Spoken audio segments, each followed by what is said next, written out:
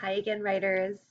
Yesterday, you started your fiction stories, and we talked about how you could write a good beginning by thinking about the characters and the setting and making sure that you have them right there in your beginning to hook your reader, right? And really set the stage for them. Remember the beginning that I wrote yesterday about my character, Danny, and his mom? One hot summer day, Danny and his mom went to the beach. So I told you who the characters were, and I told you about the setting. Today we're going to talk about how we can write the middle of our fiction story. Remember, fiction stories have a beginning, a middle, and an end. Fiction stories also have a problem and a solution. We talked a lot about problem and solution when we were retelling books and reading. So if you remember, the little red hen had a problem, right? She wanted to make bread, but no one would help her. Knuffle Bunny. In that book, Trixie has a problem. She lost her favorite stuffed animal, Knuffle Bunny. In Harry the Dirty Dog, he had a big problem. He got so dirty that his family didn't recognize him. Um, that was a big problem. And the other day you read Froggy Learns to Swim. And in that story, Froggy has a problem too, right? Frogs are usually very good swimmers, but not Froggy. He was scared of the water.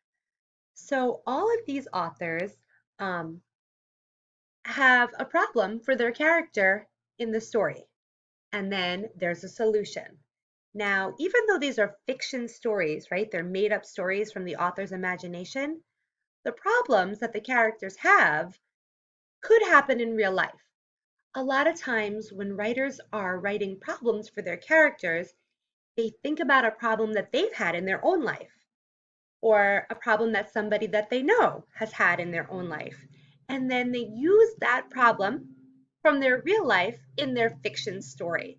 So today that's what we're going to do. We are going to write a middle for our fiction story by thinking about a problem that our character might have. So I did a little thinking about this, and I know that my character Danny and his mom are at the beach.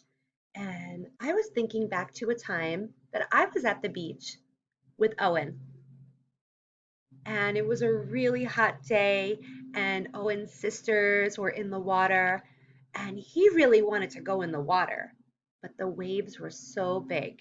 He was scared and he was hot and he wanted to have fun and splash around, but he was afraid of the waves and afraid to go in the water. So I used that problem from my real life and I put it in my story. So take a look. Take a look at my picture. Here's Danny and his mom at the shore, and there's the water with the big waves. And Danny is sweating. He's so hot, he's sweating. And look at his face. I tried to make it look worried or nervous. Listen to my words. Danny was very hot. He wanted to go in the water, but the waves were big. He was scared. So do you see how I wrote my middle by creating a problem for my character? And the way that I thought about that problem or how I came up with that problem is I thought about something that had happened to me in my own life. So today, boys and girls, you are going to write a middle for your fiction story. And I want you to think about a problem that your character might have. You don't have to solve it yet. We'll do that in the end. Um, if you're having trouble, think about a problem that you've had, or maybe somebody in your family, and you can use that in your fiction story.